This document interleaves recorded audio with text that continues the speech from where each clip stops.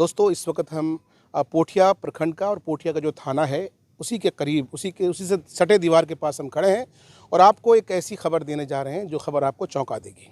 ये हम लोग अभी ये अनुरोध करते हैं कि हम लोग को न्याय चाहिए। और न इसका जो ये तीनों बच्चा है तो ये तीनों का फ्यूचर में क्या होगा, हमें तो कुछ सोचना होगा। मेरी आंटी को तो कुछ भी नहीं काम आता है, वो तो पढ़ी लिखी नहीं है, उसका तो कुछ जॉब नहीं है, तो क्या करेगा। उसका पापा भी तो ये लोग के बारे में सोचा था, ये लोग के फ्यूचर के बारे में कि कोई अच्छा जॉब दिलवाएगा, अपना बच्चा को पढ़ाएगा। तो बस अभी हमें न्याय चाहिए। दरअसल हसीबुर रहमान कल जिनकी मौत हुई है उनकी मौत को लेकर कई तरह का संशय बना हुआ है। आपको बताते चलें कि आज से कुछ दिन पहले छिनतई हुई थी और छिनतई के मामले में गोरूखाल के हसीबुर रहमान का नाम आया था और इसी शक की बुनियाद पर जो है उन पर पुलिस की कार्रवाई की गई थी। हालांकि कहा यह जा रहा है कि यहाँ पुलिस जब यहाँ उनको लाया गया था तो पुलिस के किसी भी रजिस्टर में उनका नाम दर्ज नहीं था।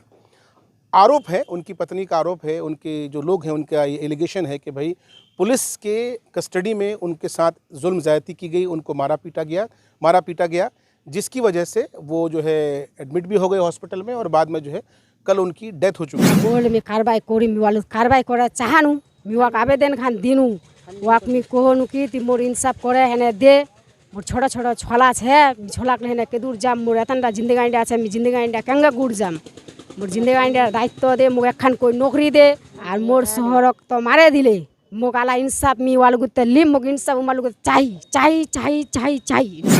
जी, इनका मामला ये है कि कुछ दिन पहले इनका जो हस्बैंड है जो कि अभी उनका डेथ हो चुका है, कुछ दिन पहले उनको अरेस्ट किया गया था। अरेस्ट किया वो सरेंडर किए थे आके, क्योंकि उनका एक भाई यहाँ चौकीदार है तो उन्होंने उन पे प्रेशर डाला था तो वो आके इनको सरेंडर कराए थे अपना भाई को, ये कह के कि भाई मेरा भाई किसी तरह का घटना में शामिल नहीं है, इसलिए हम खुद से सरेंडर करा रहे हैं। आप लोग का शक हुआ है तो आप लोग उसका जांच करके वो कर दीजिएगा।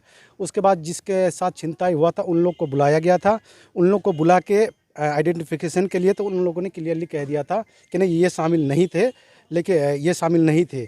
लेकिन उससे पहले इनके साथ जैसा कि इनकी वाइफ बता रही है कि उससे पहले इनके साथ इतना टॉर्चर किया गया, इतना मारा गया कि जिसके वजह से वो बहुत दिन तक हॉस्पिटल में रहे और उनका डेथ हो गया। मुझे भी जानकारी मिली सोशल मीडिया के ज़रिए, फिर अपने लोगों से घटना के संबंध में जानकारी लिए। फिर आज शाम में पुलिस अधीक्षक किशनगंज से इस मामले पर बात किए। जो परिजनों का आरोप था, पुलिस अधीक्षक ने कहा अगर किसी की भी लापरवाही है तो उसकी जांच कर उस पर कार्रवाई की जाएगी। अस्सलाम वालेकुम, आदाब दर्शकों, बहुत बहुत शुक्रिया सर। हालांकि ये इंसिडेंट है कुसियारी पंचायत अंतर्गत पानवारा के करीब, वो भंगलीविटा जो मेन सड़क है जिससे रामगंज को वहाँ से हम लोग डायरेक्ट जाते हैं, उसी सड़क में एक 3 बजे 3:30 बजे के करीब एक मवेशी व्यापार जो रामगंज से कुछ रकम लेके आ रहे थे तो उसी दौरान उसके साथ छिनताई हुआ। कुछ 5,90,000 रुपये उसका कैश था। तो तुरंत जैसे हम लोगों को खबर मिली तो हम लोग वहाँ पहुँचे और हम अपने आर एक्सप्रेस न्यूज़ के माध्यम से लाइव भी किए थे। तो उसी दौरान तुरंत खबर चलने के बाद तुरंत ही प्रशासन की टीम पहुंची वहाँ पे। प्रशासन की टीम पहुंचने के बाद 24 या 48 घंटे के अंदर ये तफ्तीश हुआ, जारी रहा और उद्भेदन हो गया। इसमें जो लोग 3-4 लोगों को पकड़ा गया, उसमें से जिनका कल देहांत हो गया है सर, उनका नाम आया था क्योंकि उनका बड़ा भाई जो है हमारे पोठिया थाना में वो एक चौकीदार के पोस्ट में अभी है, तो उन पर प्रेशर बनाया गया कि आपका भाई का भी नाम है इसमें। तो उन्होंने अपने भाई को ला के सरेंडर कराया था। सरेंडर करने के बाद आगे की क्या बात हुई, थाना में लेके आया। थाना में लाने के बाद वो थाने में ही था तो अचानक कल खबर सुनने में आया कि उसका देहांत हो गया है। अब ये तो जांच का विषय है, क्या है इसका मामला डिटेल से।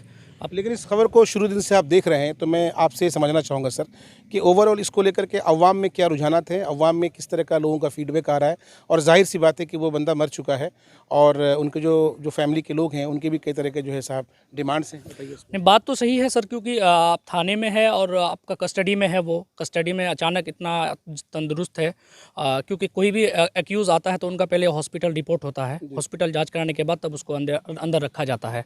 तो अचानक उनका देहांत हो जाना बहुत बड़ा शक की बात है ये। और सवाल भी है जैसे उनका घर भी गए थे हम लोग, परिजनों का, पूरे गाँव वाले का सवाल है कि आखिरकार क्या उनके साथ हुआ जो अचानक उनका देहांत हो गया है। अच्छा, एक बात समझनी है कि जब उनको थाना लेके आया गया तो बताया जाता है कि थाने में जो है किसी तरह कोई रिपोर्ट दर्ज नहीं की गई है ना, और फिर उन्हें हॉस्पिटल में एडमिट किया गया। तो थाना में लाने से लेकर के हॉस्पिटल में एडमिट करने तक को लेकर के दरअसल सच्चाई क्या है, ज़रा समझें इसको।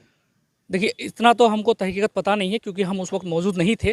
इतना जो सुनने को आ रहा है, जो सुनने में उनके परिजनों से मिला है कि उनका नाम, उसको ऐसे ही नाम आया था उनका, वो जो केस किया गया था, जो जिनका छिनतई हुआ है, वो उनके ऊपर उनका कोई एलिगेशन नहीं था, क्योंकि वो खुद आके बाद में बोला है कि इसका कोई हाथ नहीं है। तो इस बीच में अचानक उनका तबीयत बिगड़ जाना, अचानक उसके इलाज के दौरान मर जाना, तो ये कहीं ना कहीं समझ से परे है, क्योंकि उस वक्त हम भी मौजूद नहीं थे। और उनका परिजनों का कहना, इसी बात से तो लोग शक कर रहा है कि आखिरकार क्या उसके साथ हुआ ऐसा कुछ कि अचानक उनका देहांत हो गया है।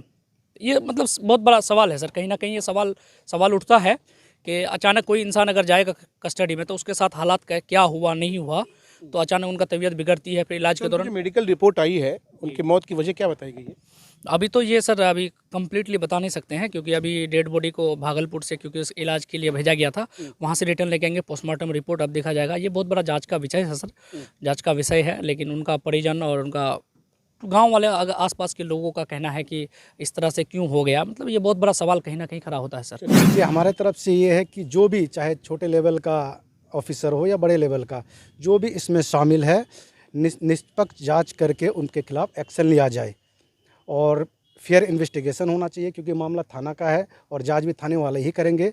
तो फेयर इन्वेस्टिगेशन होना चाहिए और इस मामले में जितने भी लोग शामिल हैं सबके खिलाफ एक्शन होना चाहिए। और फौरी तौर पर जब तक एक उनके खिलाफ एक्शन होना चाहिए, तो डिपार्टमेंटल एक्शन होना चाहिए, उसके अलावा लीगल में उनके खिलाफ एफआईआर होना चाहिए। आवेदन मैडम दे चुकी है, आवेदन एफआईआर होना चाहिए, बाकी आगे का कार्रवाई करना चाहिए। निश्चित रूप से ऐसा अगर संभव है तो प्रयास किया जाना चाहिए। अगर उनको अगर कुछ मदद हो जाए, अगर उसका कोई सहारा नहीं है, कहीं न कहीं सवाल खड़ा होता दिख रहा है। और गांव के लोगों का एलिगेशन है, उनकी जो बीवी है, रोती बिलखती बीवी अभी बता रही थी कि साहब उसके घर में अब उनके छोटे-छोटे बच्चे रह गए हैं और कमाने खिलाने वाला कोई बचा नहीं है। और उनका सीधा-सीधा एलिगेशन है कि उनके पति को जो है साहब टॉर्चर करके मारा गया है। ये उनका एलिगेशन है, उनका आरोप है। लेकिन जब तक सारी चीज़ें रिपोर्ट्स नहीं आती हैं, तब तक हम किसी पर किसी तरह कोई एलिगेशंस नहीं लगा सकते हैं। आगे की रिपोर्ट के लिए आप हमारे साथ बने रहिए। इस वीडियो में इतना ही। दीजिए इजाज़त, रखिए अपना ख्याल। Take care. अल्लाह हाफ़िज़।